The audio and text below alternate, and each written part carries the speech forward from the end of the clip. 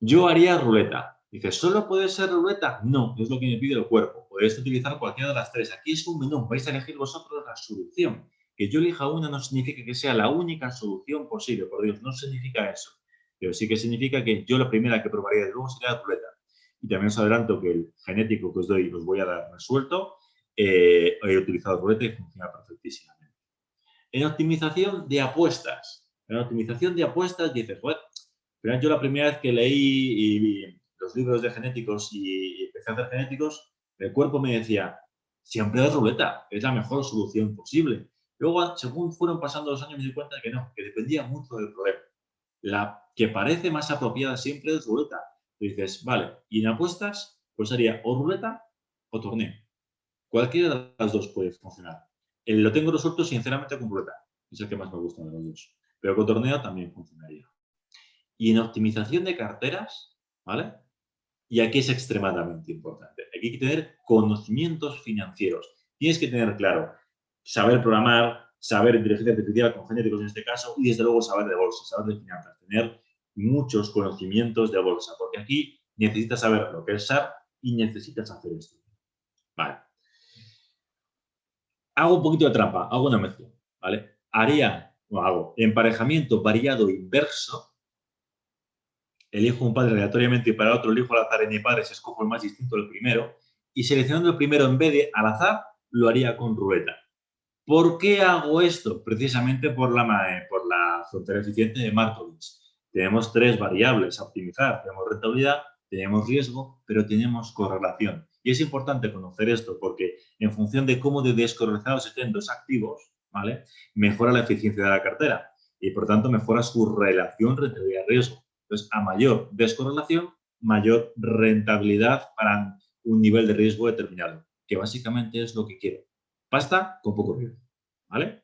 Entonces, esta sería la solución que utilizaría yo en este caso en concreto. De ahí la importancia, no lo he visto en ningún paper, ¿vale? Ningún paper académico, pero de ahí la importancia de conocer ambos mundos. Tener un poquito de ingeniería y tener un poquito de finanzas. O un muchito y un muchito, mejor dicho, ¿vale? Esta que llevas, esta es bastante buena. Vale, estrategias de cruzamiento. Tengo los padres seleccionados, pero tengo muchas maneras de cruzar el material genético. De hecho, he visto cómo, ya os he explicado ejemplos de cómo un padre da lugar a un hijo, de cómo dos padres dan lugar a un hijo, y aquí está el ejemplo de cómo dos padres dan lugar a dos hijos. El cruzamiento es el intercambio de genes entre los cromosomas de los progenitores. Tengo, por ejemplo, el progenitor A y el B, papá y mamá. Puedo establecer en este ejemplo un punto de corte y lo que hago es mezclar el material genético de uno y otro. De otra manera que el primer hijo tiene los ojos de mamá y el mentón de papá, y el hijo 2 pues tiene lo que sea, ¿no? Estoy pidiendo. Simplemente hemos cruzado el material genético. Es decir, igual que hay distintas estrategias de selección para seleccionar padres, tenemos distintas estrategias de cruzamiento de material genético. Podemos realizar el cruzamiento de muchas maneras. Cruzamiento, un único punto, sería este ejemplo de aquí. A partir de ese punto se intercambian las cadenas de los progenitores. Cruzamiento de n puntos, el número de puntos de ruptura sería mayor a 1 y constante. Segmentado, el número de puntos sería variable. Cruzamiento uniforme, para cada posición se decide al azar si se intercambian las posiciones, cuando la codificación es binaria. O cruzamiento aleatorio, para cada posición se decide al azar si se hereda de papá o de mamá. ¿Ok? Pues, dependiendo del problema, lo haréis de una manera o de otra manera. Si bien es cierto que os voy a decir que lo más importante es la función objetivo y la estrategia de selección. El número de puntos de corte no es tan importante si tienes en cuenta la longitud del vector. Voy otra vez aquí, un segundito. Pero a este no, me voy al otro, que se ve mejor. En el viajante. Vale. En el viajante, fijaros que aquí pone número de puntos de cruce. Y pongo 2 o pongo 1, ¿vale? A elegir. Esto depende de la longitud, ¿vale? En función de la longitud del cromosoma, el número de puntos de corte sí que es importante, porque si tengo solamente 10 elementos y tengo un solo punto de corte, bueno, va a estar justito, pero va a poder ser más o menos. Pero si imaginas que tengo un vector de 47, cuidado, de 47, ¿vale? Como este de aquí. Si utilizo solo un punto de corte y tengo un solo padre que da lugar a un solo hijo, eso es generación aleatoria constante de soluciones. No es un algoritmo genético. Entonces, en función de cuántos padres den lugar a cuántos hijos, cómo de largo sea el vector, el cromosoma, y cuántos puntos de corte establezcas, esa relación sí que es importante para que el genético se comporte como un genético o se comporte como una generación aleatoria de soluciones. Esto me temo que lo ganaréis con experiencia. ¿Y cómo se sabe? Pues al final, si ejecutas el algoritmo genético más de una vez, como hay que hacerlo siempre más de una vez porque como no te garantiza la solución óptima, solo una aceptable, pero tiene que ser aceptable. Es decir, imaginaos que yo termino el del viajante, lo ejecuto, tarda 4 minutos y medio y me da un resultado que son 11.050 kilómetros. Lo vuelvo a ejecutar y me da otro resultado distinto, pero me da uno que es 11.070 kilómetros o 11.030. ¿Vale? Digo, vale, son soluciones distintas, pero hay más, menos, porcentaje chiquitito. Digo, vale, esto está bien. Pero si me das soluciones completamente distintas, muy alejadas entre sí, es un ostras, Pedrín, aquí tengo un problema. Y el problema puede estar en la generación de escenarios, el problema puede estar en la función objetivo, que no sé lo que quiero, o el problema muchas veces en ese caso está en el que no has hecho una estrategia de cruzamiento coherente, sobre todo con n puntos en función de la longitud del vector. Sé que os estoy dando muchísima información, pero lo bonito es que la masterclass se está grabando. Entonces, a lo mejor tenéis que verla más de una vez, o me podéis mandar un correo y me preguntáis, ¿vale? Algunas responderé, a otras depende de la pregunta, lógicamente. Estrategias de cruzamiento. En el caso del primer viajante, cuando la cadena de ciudades, como os he dicho, es corta, es recomendable usar un único punto de corte alterando aleatoriamente el tramo que se extrae y mezcla, antes del punto de corte o después del punto de corte, o generar dos padres que den lugar a un hijo con dos padres. También lo solventaría. Si la cadena fuera larga, tenemos un vector con muchas ciudades, es recomendable utilizar n puntos de corte, mínimo 2, ¿vale? Alterando el contenido entre ambos puntos. Se recomienda el uso de varios puntos en vez de uno cuando la cadena es larga porque el resultado de aplicar un único punto de corte a cadenas largas se asemeja más a una generación aleatoria de soluciones que una mejora genética. Lo he leído rápido porque lo os he contado justo antes, ¿vale? Y siempre hemos de tener en cuenta que la primera y última ciudad no puede variarse, ¿vale? Estrategias de cruzamiento. Seleccionamos dos puntos de corte y mezclamos aleatoriamente el contenido entre ambos puntos, ¿vale? Sin embargo, esta manera de trabajar genera un problema. ¿Sois capaces de ver el problema que se genera? Vale. Fijaros que si hago esto, siempre el material genético del medio se está mezclando, pero de los lados no, de los bordes no. Entonces, realmente, si la combinatoria perfecta, si la solución perfecta está en que Cáceres estuviese por aquí, ¿vale? No estaría solventándolo bien. Estoy todo el rato mezclando la información genética central, ¿vale? Recomiendo con frecuencia el material genético central, pero los extremos prácticamente nunca lo alteramos. ¿Cuál es la solución? Pues una vez más es convertir el vector de una línea a un círculo. Quito el albacete del inicio y del fin, lo convierto en un círculo y ahora lo que tengo es un punto de inicio aleatorio y una longitud de cambio. De tal manera que si empiezo aquí en Barcelona, hago la longitud de cambio aleatoria 4, 5, 7, lo que fuera, y desde Barcelona hasta adelante, acordaos que es un vector de 47, voy haciendo ese cambio, ¿vale? Lo convierto en un círculo. Haciéndolo así, puedo mezclar los extremos sin ningún problema. Solvento el problema de la frecuencia de mezcla en el material genético. Vale, eso es sencillo. Problema del viajante en función de la distancia. Por norma general ya os diré que son n puntos. El viajante con 47 ciudades, 2 puntos. Aquí un mínimo, pondría un mínimo de 2 puntos. Aquí debería poner n puntos, ¿vale? N puntos. Y aquí cruzamiento segmentado. Desde luego n puntos en función de la longitud. Una longitud de 30.000 no hago más que arrastrar problemas uno detrás de otro. Queda poquito. Mutación. El proceso de cruzamiento no es suficiente para llegar a la solución óptima, debido a que no introduce nueva información extrínseca, por lo que se puede caer en el problema del mínimo máximo local. ¿Para qué puñetas acabo de decir? Imaginaros que estamos en un pueblo de, creo que sé, 30 personas, y empezamos a cruzarnos entre nosotros durante muchas generaciones. Vale, quizás es buena idea plantearnos ir a buscar una moza al pueblo de al lado de vez en cuando, ¿vale? Porque si nos empezamos a hacer familia y mezclar y mezclar y mezclar y mezclar, ya los reyes en la Edad Media demostraron que no era una buena idea. Vale, pero sobre todo, y eso pasa también con las redes neuronales, que la generación inicial, las soluciones expuestas en la generación inicial, lo que vamos a hacer es mezclar, recombinar. Pero si la generación inicial no representa todas las soluciones posibles, no vamos a poder encontrar la solución óptima, ¿vale? Entonces estaremos simplemente recombinando, pero no explorando. Y tenemos que tener un porcentaje de combinación y un porcentaje de exploración de soluciones posibles. Es decir, sí que se solventa perfectamente el del viajante, pero en el de apuestas deportivas y en el de bolsa, la generación inicial solo representa un pequeño porcentaje de las soluciones posibles. ¿Vale? No has podido invertir esos 50 inversores, no han invertido en los 50.000, perdón, en los 30.000 activos posibles. Entonces, generar aleatoriamente nuevas soluciones de vez en cuando y a buscar a otro progenitor, a papá o a mamá en el pueblo de al lado, de vez en cuando, es una buena idea. ¿Vale?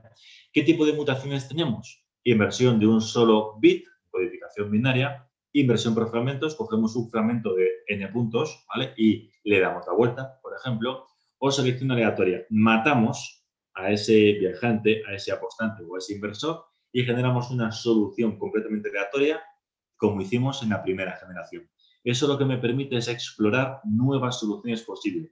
Pero imaginaros que estamos en la generación 87. Y hay bastante recomendación y la información que tenemos es bastante buena. Pero claro, como no estamos explorando soluciones distintas, no vamos a encontrar soluciones óptimas. Entonces, aunque ese nuevo apostante que hemos generado probablemente sea muy malo en comparación con los que llevan 87 generaciones mejorando, sus hijos no tienen por qué ser malos. De hecho, uno de 87 veces generaciones en el pueblo con una moza del pueblo de al lado puede dar unos hijos con unos ojos verdes que flipas, ¿vale? Pongo ejemplos de este tipo para que sea lo más claro posible, ¿de acuerdo? Entonces, por norma general, la mutación debe ser entre el 3 y el 5% para permitir que converja.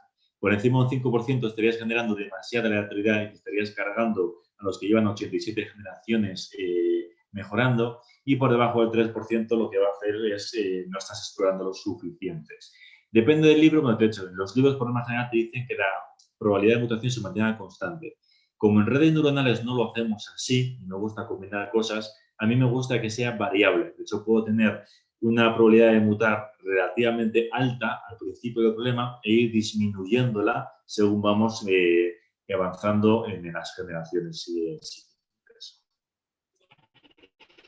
Además, no hemos hecho bien la función objetivo. Entonces tenemos un padre que da lugar a casi todos los hijos, que da lugar a todos los nietos. Prevención de endogamia. Aquí el problema está en que no sabemos lo que queremos y la función objetiva está mal hecha, ¿vale? Una tirita que podemos poner es que cada vez que un padre tenga un hijo, este incrementa las probabilidades de que ese hijo mute en función del número de hermanos que tenga. Es una tirita, no cura el problema de raíz, que es que no has elegido bien tu función objetivo. Pero bueno, como os digo, se ve rápidamente si el problema converge en 2, 3, 4, 7 generaciones. Entonces, esto es muy fácil. Mutación 3%, mutación de 3 a 5%, mutación de 3 a 5%. Como os digo, aquí es donde está la clave. ¿Vale? Estrategias de reemplazo generacional. Tenemos distintas estrategias. ¿Vale? Como digo, os he puesto el ejemplo de que las estrategias hemos cambiado una nueva generación que reemplaza a la anterior, excepto el mejor viajante de la generación anterior permanece inalterado, para que la siguiente generación sea como mínimo igual de buena. Os he contado todo el rato que la generación anterior muere, ¿vale? En función de los hijos. Los hijos sobreviven y solamente sobrevive el mejor de la generación anterior. No hay que hacerlo siempre así, podemos hacerlo así o no. Tenemos distintas estrategias de reemplazo. Reemplazar al peor de la población, búsqueda de soluciones élite, torneo restringido, se reemplazan a los más parecidos, el objetivo es mantener cierta diversidad, peor entre semejantes, se reemplaza al peor cromosoma entre los más parecidos, y un equilibrio entre élite y diversidad, grounding determinístico, el hijo reemplaza al progenitor más parecido, el objetivo es mantener la diversidad, los griegos aquí tendrían mucho que decir de esto, o reemplazo total. La generación de hijos reemplaza a sus padres a excepción del mejor de la generación anterior. Una vez más, debéis tomar la decisión de cómo queréis hacer el genético. Todas las soluciones son plausibles. De hecho, la estrategia de reemplazo que yo utilizaría en viajantes es reemplazo total. Esta la tengo cristalina. En optimización de apuestas podríamos discutir, pero también me centraría en reemplazo total. Y tengo desde luego cristalina la de optimización de carteras. Aquí os dejaría un rato pensando. Pero tengo clarísimo que debería ser grounding determinístico. El hijo reemplaza al progenitor más parecido. ¿Os acordáis lo que os he dicho antes? La relación rentabilidad-riesgo, la descorrelación. Busco maximizar la descorrelación entre activos. Podéis invertir en renta variable, pero también podéis invertir en viento, con derivados climáticos, o en terremotos, con bonos catástrofe. El conocimiento de qué y cómo invertir en ellos es extremadamente importante. Y ya no os digo el conocimiento necesario obligatorio de qué puñetas es la frontera de Markovich o qué es SARP o cómo puedes maximizar la relación rentabilidad-riesgo, que hay muchas maneras, ¿vale? Entonces, ese conocimiento es vital. Y la descorrelación es una de las 3 variables clave. Rentabilidad, riesgo, correlación. Vale. Duración, reinicio. Y con esto prácticamente acabo. Se cumple la función objetivo. Esto aparece en todo el libro, si lo pongo como desde mi punto de vista es un absurdo. Si no la conocemos, no sé cuál es la mejor solución. Si la conociese, no estaría haciendo un genético. Y de aquí quedan 2.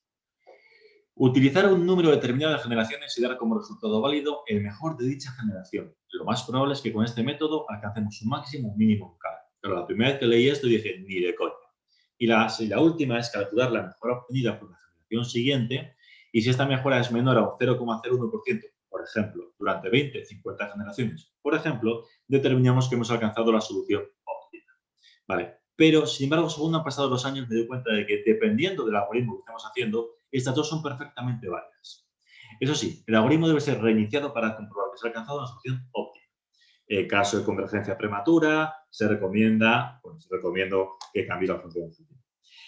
Por norma general, solo la pregunta que os haré aquí, si tenéis tiempo, esta es la solución correcta, ¿vale? Pero es que no siempre teníamos tiempo. Ya algoritmos, por ejemplo, imaginaos un sistema de gestión de tuberías de gas, ¿vale? Cada 30 segundos tiene una solución. La combinatoria de abrir y cerrar válvulas es prácticamente infinita. Estoy metiendo el problema, ¿vale?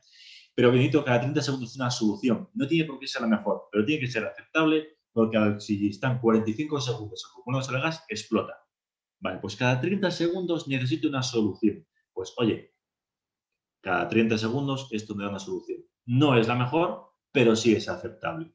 Acordaros que solamente utilizamos los genéticos cuando la combinatoria es explosiva y no hay ninguna ecuación determinista que me dé el resultado.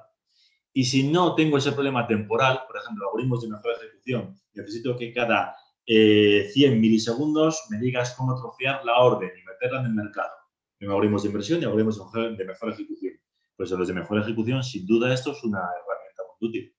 Pero si tengo un algoritmo de inversión que me permite estar 4 minutos calculando y cada 4 minutos me da la mejor inversión óptima, bueno, pues lo que quiero es la mejor inversión óptima, lógicamente. En función de qué estéis haciendo, es una solución u otra. Duración de inicio, mejora generacional, sin ningún tipo de duda. Optimización de apuestas, si tengo una semana como mínimo, mejora generacional. Optimización de cartera, depende. Si es un algoritmo de baja o media frecuencia, mejora generacional. Pero si es de alta frecuencia, número de generaciones. Depende de lo que esté haciendo. Vale, aparentemente hemos terminado. Sin embargo, uno de los algoritmos tiene graves problemas de base. El que ya os he dicho, el de carteras. Tenemos problemones tremendos. Vale, tal y como está diseñado este algoritmo en concreto, no tiene mucho sentido. 30.000 activos huele a chamusquina. Luego, no os he dicho que el algoritmo genético solamente lo utilicéis, ¿vale? Solamente lo utilicéis cuando no tenéis una ecuación. ¿SARP es una ecuación? Sí. Pues, hombre, no es necesario que utilices SARP para conseguir el objetivo. Puedes utilizarlo, está bastante bien, pero no sería necesario, puedes calcular SARP y se acabó. ¿Vale? Entonces, no parece la mejor solución posible. Sin embargo, podemos enfrentar este problema de muchas maneras distintas. El problema que suelo poner en clase cuando termino la explicación es calcular la frontera eficiente con 70.000 activos.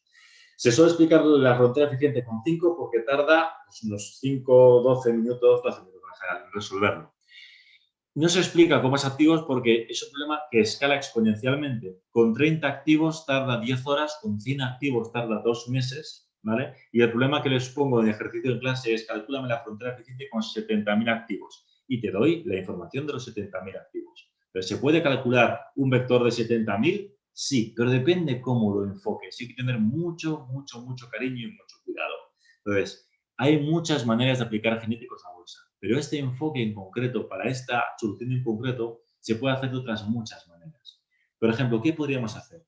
¿Y si en vez de 30.000 activos gestionamos estrategias? Hacemos un índice de estrategias. Cada estrategia podría ser pues, una estrategia técnica, una fundamental, podríamos hacer pues, grow, value, podríamos hacer todo tipo de cosas. Una estrategia que sea el alfa de Jensen, otra que sea la propia frontera de Markovich, otra que sea cálculo de impacto de noticias en bolsa en función de su sentimiento, etcétera, etcétera, etcétera. En vez de gestionar 30.000 activos, vamos a gestionar cuánto dinero gestiona cada una de las estrategias y cada una de las 15 estrategias tienen por debajo los 30.000 activos. Es un cambio, una vuelta de tuerca que simplifica muchísimo la optimización de carteras con algoritmos genéticos. Y en vez de la función objetivo, el ratio de SHARP, podríamos hacer, esto es lo que os acabo de contar, ¿vale? Podríamos hacer esto de aquí. Esto es clave. Hay 3 cosas que debéis saber.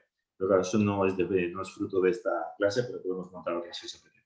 Es imprescindible que dominéis lo que es el sesgo de supervivencia, la presunción de ejecución y este maldito de aquí, que es el sesgo de selección. Y esto es un problemón que flipas. A ver, esta es mi función objetivo, ¿vale? Esto de aquí, la rentabilidad del benchmark, el IBEX con dividendos, por ejemplo, ¿vale? Entonces, y cada una de estas muestras de aquí es una configuración distinta de hiperparámetros de un algoritmo de inversión.